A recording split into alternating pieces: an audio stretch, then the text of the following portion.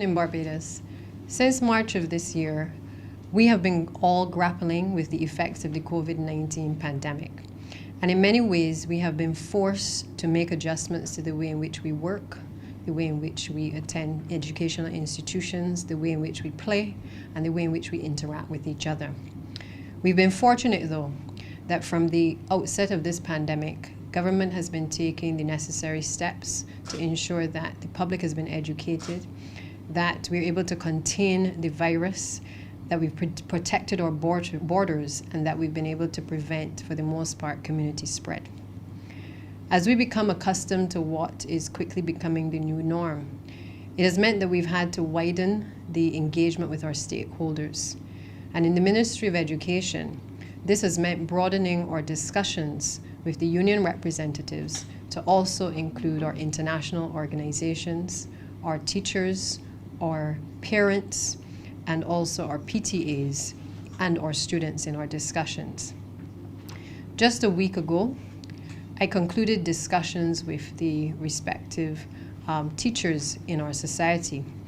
And I want to thank those teachers who would have participated in those discussions over the course of 3 days from across various institutions.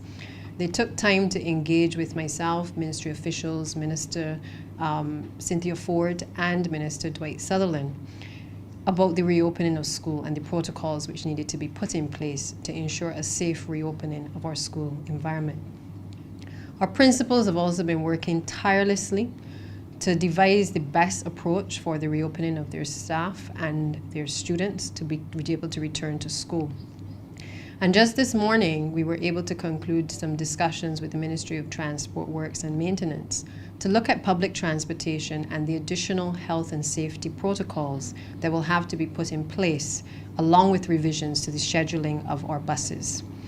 In the coming weeks, it is my intention to engage with the National Parent Teachers Association, as well as the executive members of the various PTAs, to give parents an opportunity to also contribute to the discussion.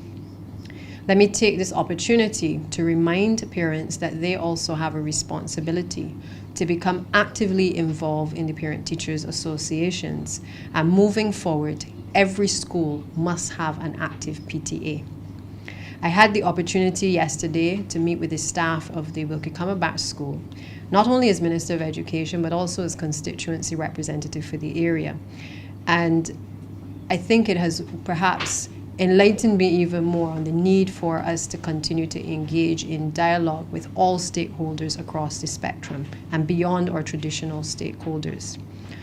Over the course of the next few weeks, as we look forward to the reopening of school on the 21st of September, it is my intention to ensure that we regularly brief the country on the new protocols and expectations for staff and also for our students.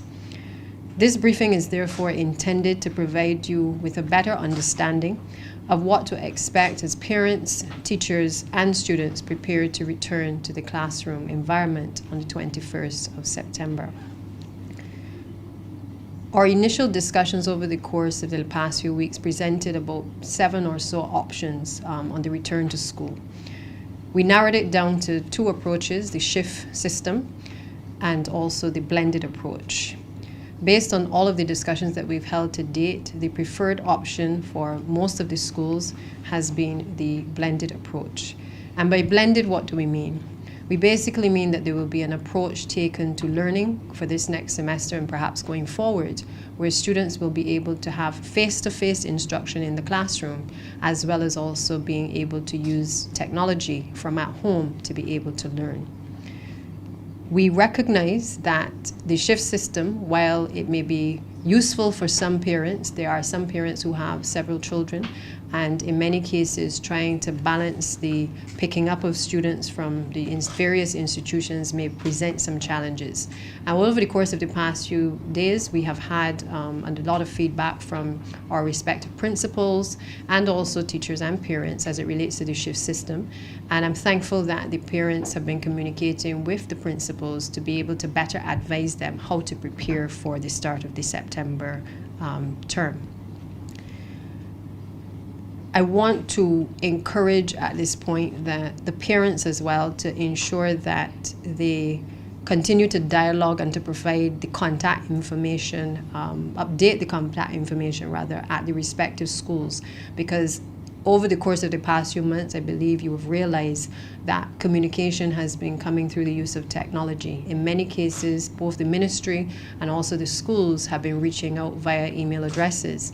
And I know in my recent meeting with the unions, they have asked me to re-emphasize the need for all parents to update their contact information, as well as move towards a position where contact email addresses are certainly utilized more by parents, and if they're not equipped to deal with it, to be able to provide persons contact information who can reach out to the teachers and to provide updates for their students.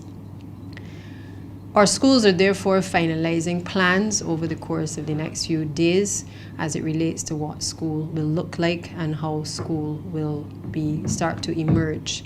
And many of the questions I believe that have been asked is as it relates to curriculum and what the curriculum will look like. Well, what I can say in respect to curriculum is that we acknowledge that there may be some challenges as it relates to ensuring that students do the entire curriculum over the course of the next 12 weeks, because I have also made a decision that the school term will also end on the 11th of December, giving you 12 weeks instead of 14 weeks. Now that means that some adjustments will obviously have to be made to the curriculum to ensure that, first of all, students on the return to school are in a position to be assessed by their teachers, because we suspect that there will be some deficits and some challenges that children may have encountered over the course of the past few months being away from school. And we want to spend at least the first 2 or so weeks with students and teachers, getting to reorient them into the classroom, also being in a position to figure out whether there are challenges that the students are having in terms of learning, whether they have fallen behind. And therefore, I would hope that parents would appreciate that if you are not hearing your children saying that they are doing the traditional curriculum in the first week or two, that there's a certain understanding that we are trying to find out where they have fallen behind and to be able to address any concerns that may have arisen. This approach, I believe, will allow students who require additional attention to be pulled out and to be placed in smaller groups for individual attention, or for collective attention with smaller groups where they can be able to interact and to work with their teachers one-on-one. It will also allow us to get a better idea of the challenges that children may have and how teachers may have to modify curriculum in the way that they teach and also in the way that children learn in order to be able to meet the needs of our students. Many persons have also asked about whether students will have to wear masks. I think masks have now become commonplace across Barbados. From the outset, we've said, it's not necessarily mandatory, but it is advisable. And I'm pleased that Barbadians have been actually taking the necessary precautions, whether they're shopping, whether they are going to church, or whether they're going in any other public space. Schools, therefore, will be no different. It is advisable, obviously, that students will wear their masks, and we have made specific allowances for students and also teachers where there are obviously illnesses which may prevent them from being able to wear the mask for extended periods. In our discussions with the Ministry of Health and Wellness, they have recommended that desks be placed at least 6 feet apart if students are to remove their masks while in a class. And if desks are placed closer than that, then the mask must be worn at all times.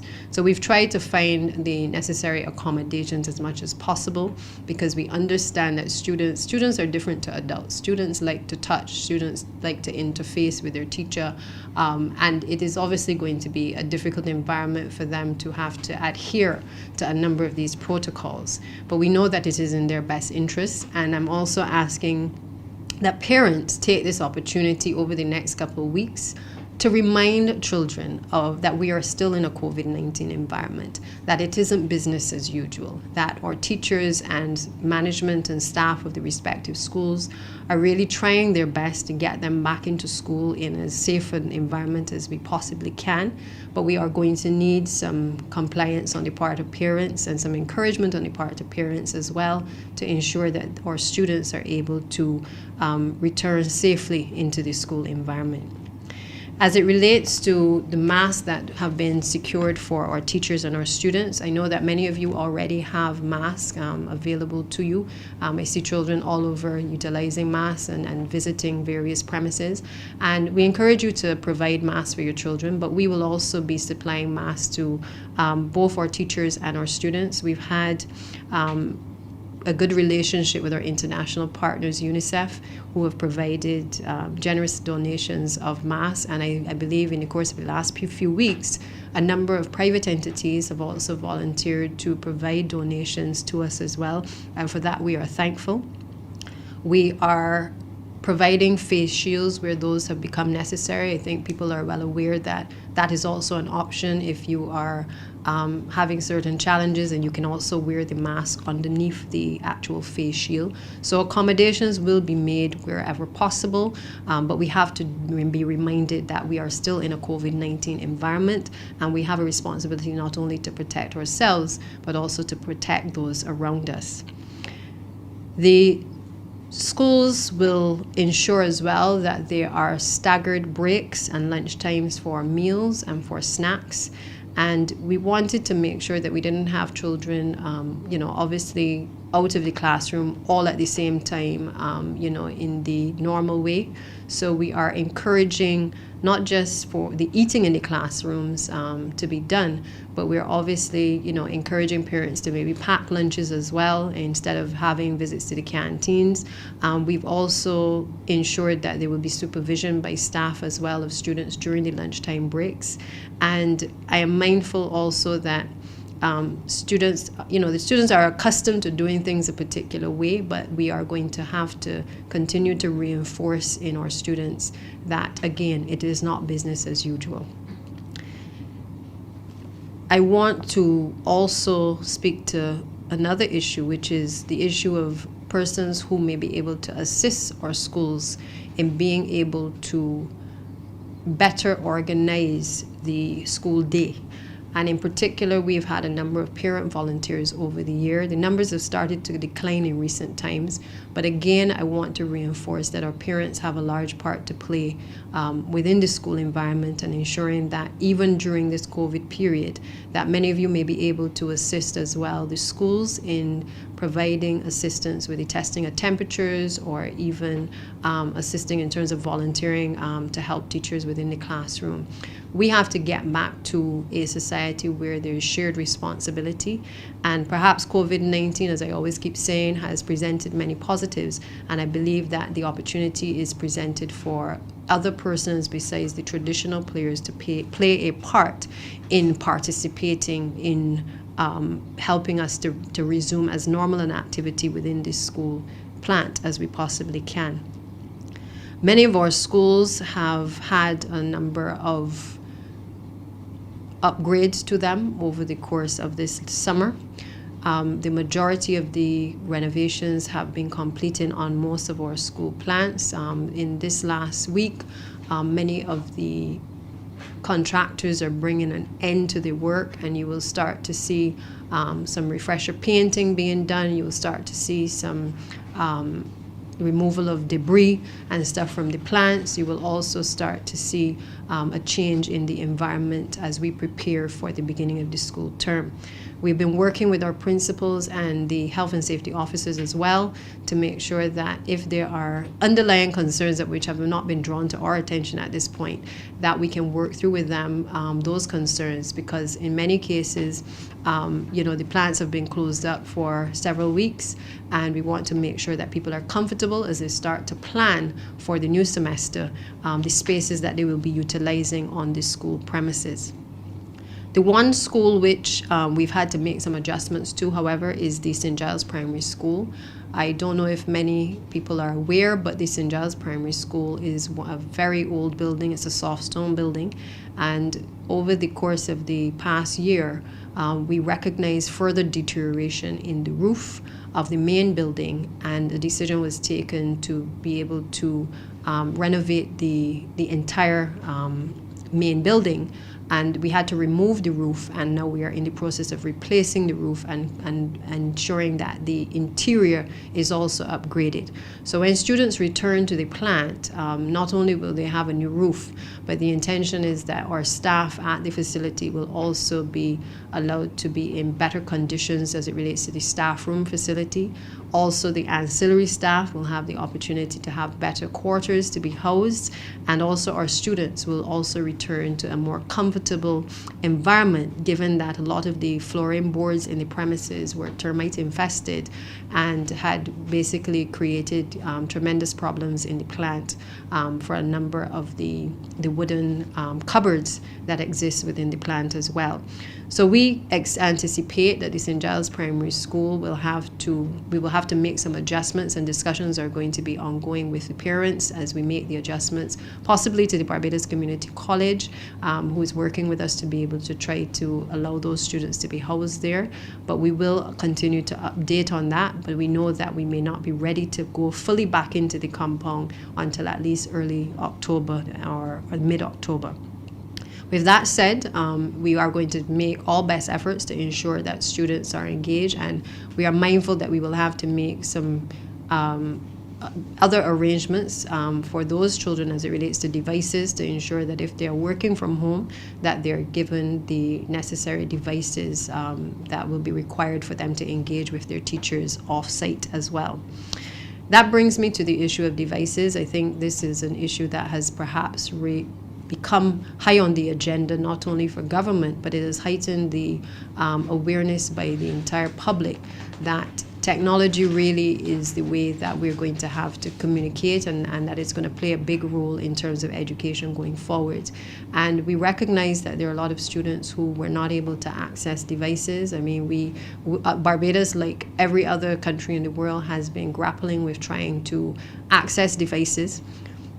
We've been trying to grapple with ensuring that we can get the devices on island in a timely manner. And some of the devices even that were donated, many of them are still to come onto island. We're hoping that for the start of the term, the remainder of the devices that we need to have access to, that those devices will be deployed. And in the course of the next few days and weeks, the intention is to start the further distribution of devices that are in our possession. I think it is no mystery to persons that we've had several corporate entities, international organizations, private donors providing the necessary assistance across the country to assist us in being able to deploy these devices into the hands of students that were in need. But we're also mindful that there may be children that we may have missed. And regrettably, because children have been on vacation, in many cases too, circumstances may have changed in terms of having access to devices. So we appreciate that within the first 2 weeks or so, teachers will perhaps, through the principals, be informing us that there is increased demand. And we have obviously secured some devices from Kenya, where we are going to be accessing over 20,000 devices that will be deployed across the educational system over the next couple of weeks. I keep making the point that Kenya is not Trinidad. It is not right next door. And therefore, obviously, we have to procure those items from Kenya. But as much as possible, we believe that moving forward, because COVID no doubt will be with us for a long time, and we have to prepare ourselves with the technology to be able to allow our students to have the best opportunities to learn in the school environment. And therefore, while we know that we may not have devices for every single child, I think the point that needs to be made is that we are making best efforts, just as other countries across the world are doing, to secure those devices in a timely manner. And I think the investment of over 20,000 devices for students and teachers is a huge investment, but it is one that I believe has now become extremely urgent and extremely necessary. And therefore, over the course of the next few weeks and months, you can expect the deployment of those devices into the hands of our students. It therefore means that a blended approach does not necessarily mean a 50-50 approach, which would be 50% face-to-face and 50% staying at home and using technology. It means that each school will differ in terms of how the blended approach is deployed, depending on the number of devices that are available to students. And parents have to work with our administrators to provide information upfront and early so that certain decisions can be taken as it relates to the timetabling and the scheduling of classes as well. It is no longer going to be the norm where timetables are structured and the opportunity is not given for persons to weigh in as it relates to how that timetable is going to impact them. It is really critical that people understand that we are all in this together, and therefore the information and the data which is provided by our students and through their parents, and also by our teachers through their principals to the ministry, will help to drive the response that we provide to this current environment. And that is really critical as we move forward, because I know that in the past, obviously we had a rigid curriculum, we had a rigid timetable. But one thing that COVID has taught us is that rigidity now must become flexibility and accommodation more than anything in this time. I want to turn my attention to the issue of public transportation, because this morning we had the opportunity to meet with the Ministry of Public Works. Public transportation has been a major concern for everyone, I believe. The good thing is that because we have been able to contain our numbers, I don't think it is as difficult to imagine a Barbados public transportation system in which we will soon be able to see our students and our adult passengers being able to commute on the public service vehicles. We know that the reopening of school obviously will bring with it increased numbers of students on public transportation as students make their way on the buses to and from school. And our discussions with the Ministry of Transport have been very productive and very enlightening us, and certainly supportive for the most part, because the intention is that with the additional buses that have been purchased by the government of Barbados, we are certainly in a better position than we were last year as it relates to providing vehicles for our students to be able to get to school. What is going to be required, however, is that our schools are going to have to provide information based on the timetabling to the ministry, and in turn the ministry to the transport board, so that the transport board is able to schedule the buses that are going to be required at the respective institutions throughout the day. In cases where schools have taken a decision that they may want to stagger the times, obviously we will need that information in order to accommodate them. But we have also focused on a number of schools, particularly in the country areas where we've had long-standing problems in terms of the supply of buses to those locations, and those areas will be given, and those schools will be given particular priority as it relates to the way forward. It is our intention to, in the future as well, to move towards a dedicated school bus service. And I know that the discussions have certainly started with the Ministry of Transport, and those discussions will continue. COVID presented us with some opportunities, and one of those opportunities was that we were able to work with private operators to augment the transport board buses, because obviously we at the time didn't have the number of buses that were required, and therefore we are able to certainly augment public transport for our students, because in this occasion, because we have already started the practice of working with the non-traditional operators and integrating them into the public transportation system. The Ministry of Transport has also advised that they will be taking additional safety protocols and putting those in place.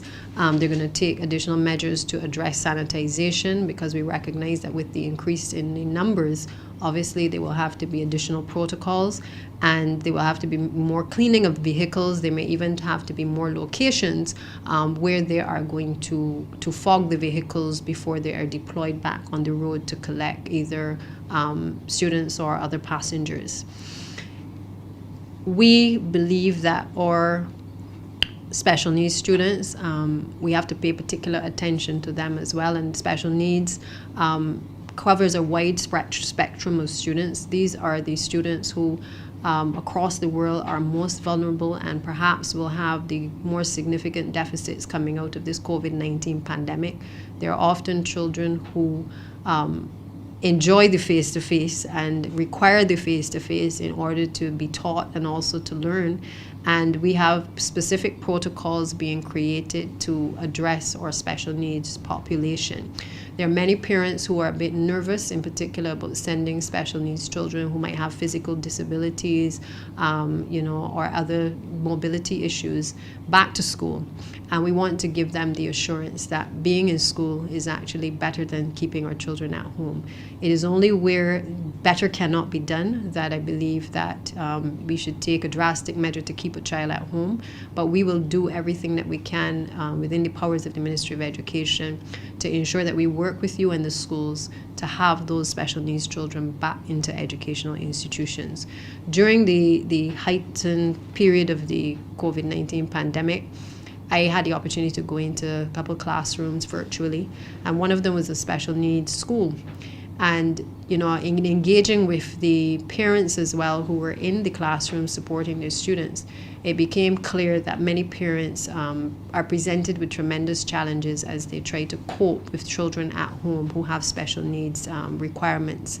It therefore means that we have to do everything we can, a combined effort with all of the various ministries and certainly the entire team that we have here at the ministry to ensure that we can get these children back into school just as other children, but in a very safe way.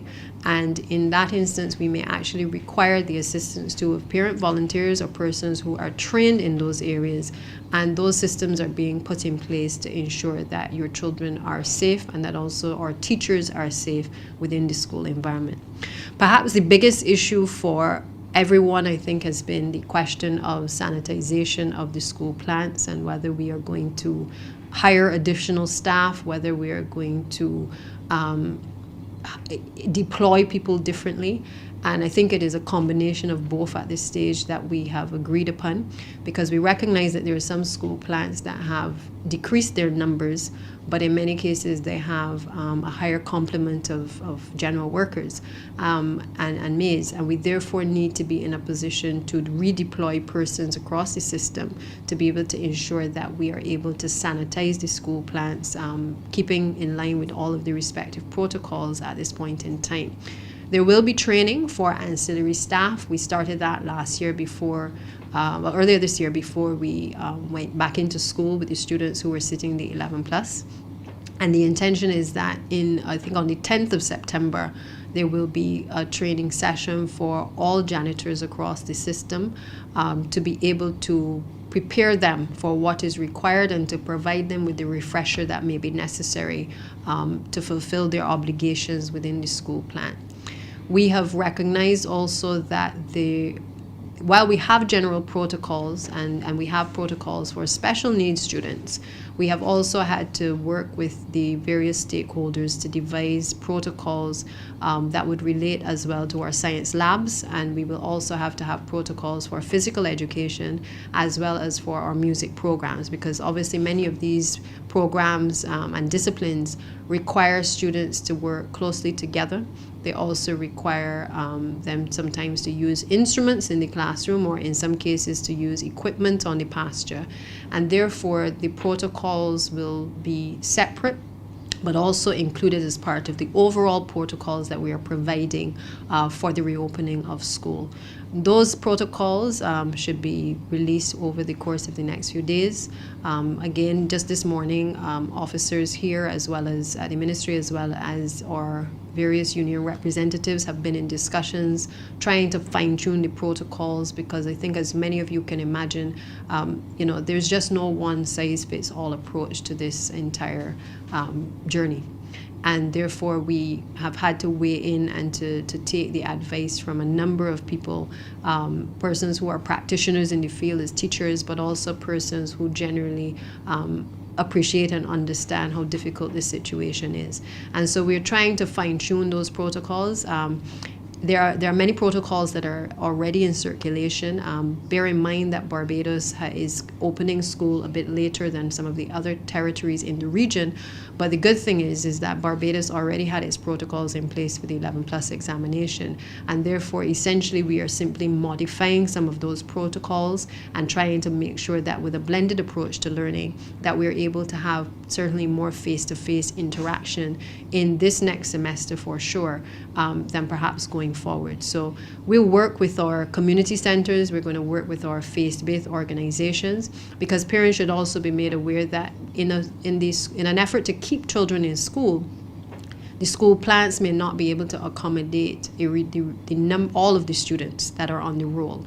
And therefore, in working with the respective ministries, we have come to an agreement that we are going to look at utilizing churches and also community centers to expand the school plant. Now, what does that require? It requires that the protocols, which I'm sure are already in place at community centers and our churches, will continue to be in place, because they're already providing sanitization, they're already engaging in temperature checks, they're already following all of the health and safety protocols, and therefore it is perhaps the easiest transition to make into these additional spaces.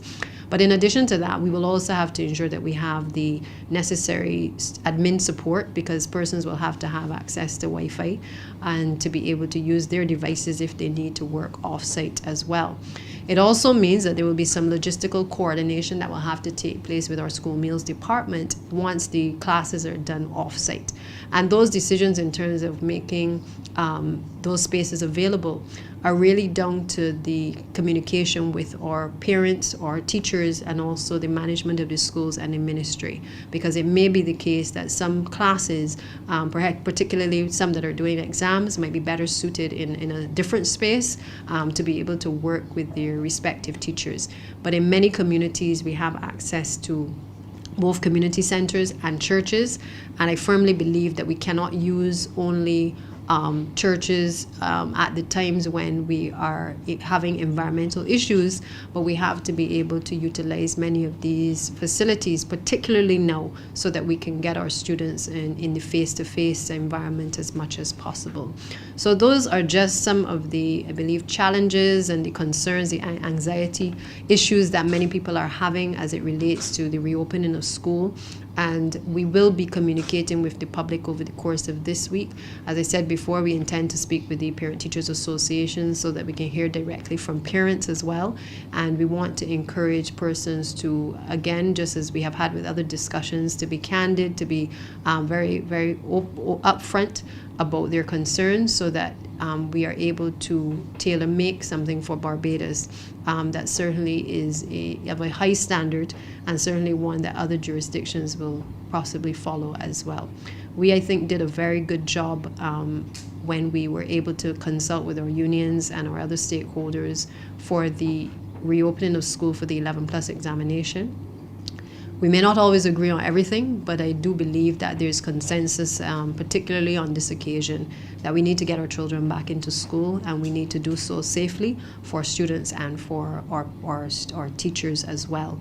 And it is with that common objective, whether we disagree or we agree on the fundamentals of our approaches, that I believe is allowing our discussions and our dialogue to continue in the manner in which they have been going. And I'm really grateful to the unions for continuing to engage in dialogue over the past few weeks. Just before I came here, we also had another consultation with them. And as I said, there is general consensus on the way forward. But as usual, we may not agree on every single detail, but I do feel that we're making significant progress by being able to talk to as many of our stakeholders as we possibly can. Every day there is something that we are presented with in terms of a different perspective that is causing us to rethink and to reconsider the approaches. As it relates to teacher training, for instance, we recognize that teachers were thrust into an environment back in March where they had to equip themselves quickly with the necessary tools to do emergency response teaching. Being mindful of that, we've put together a series of webinars and sessions to be done over the course of the next couple of weeks, and in particular for their planning week as well, which would give them some insight into how to better equip themselves for the online environment. And we will continue to offer those programs. I believe the Chief Education Officer at TIN has also been in discussions with a university in Finland, which is well recognized as one of the better educational systems in the world, and one where I'm sure that we will be able to forge deeper relationships with them in the coming months and years. And I am excited that we can partner at that level to be able to provide information to our teachers that will better equip them to be able to teach in an online environment moving forward. Will there be challenges ahead as we try to unfold and to unravel the reopening of school? I'm sure there will be. But as I said before, I believe that there is general consensus that it is better for children to be back in school than it is to keep them at home. And therefore, the only consideration that we all must confront is how to do this as safe and as healthy as possible to ensure that all partners and all stakeholders are comfortable when they return to school. One of the things that I remember our teachers asked me was whether, Minister, will you be flexible in your approach to the reopening of school? Because if we have to fine-tune something, will you be prepared to do so? And I've given them the assurance that we will, because we appreciate and understand that until you actually return to school, it is going to be difficult to say whether a particular system or a particular approach is going to be the right one. But what we, I think, have done is try to solicit as many views as possible in being able to roll out something which we think will be able to satisfy all of the parties that are concerned. So parents can expect the engagement and through the PTAs next week, and they can also prepare themselves for participation in parent-teachers associations that may not right now be active, but they do have a role to play in the reopening of school. And they need to have a forum as well to be able to express their concerns as we go forward. So we will update over the course of the next few days, and therefore you can stay tuned for further updates. But just as we did during the early stages of COVID, it is the intention of the Ministry of Education to not bombard you, but to keep you up to date with what is happening as we continue to unfold and to prepare for the reopening of school. Thank you.